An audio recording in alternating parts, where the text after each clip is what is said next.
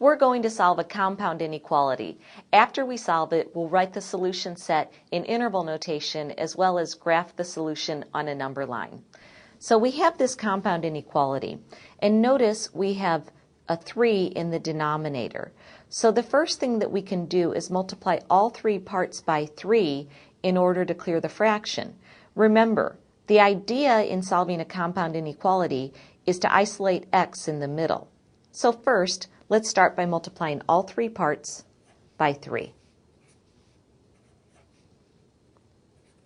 When we do that, we end up with -9 is less than or equal to, notice the 3's divide out, and we have 2x plus 5, which is less than 18.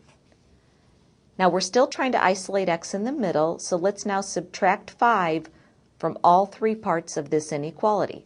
So -9 minus 5 is -14, is less than or equal to, if I subtract 5 from this middle part, the 5 minus 5 will add to 0, so we'll just have 2x is less than 18 minus 5, which is 13. Now we've almost isolated x in the middle. We need to make sure we divide all 3 parts by 2. And now we'll have our solution. We have -7 is less than or equal to x, which is less than 13/2. Let's take a look at this solution on the number line. So we have 0, here's -7, and on the right here's +7. So notice that x can be equal to -7.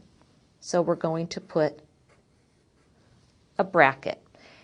And it can be any value up to, but not including 13/2. Now 13/2 is right about 6.5.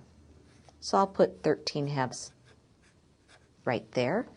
And since it's a strict inequality at 13/2, we want to use parentheses.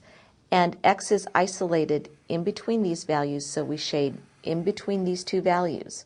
Notice it's closed on one side and open on the other. So when we write our answer in interval notation, writing it from left to right as you see it on the number line, we'll write the first value that we see x can be, which is -7 on a closed interval, up to +13/2 open.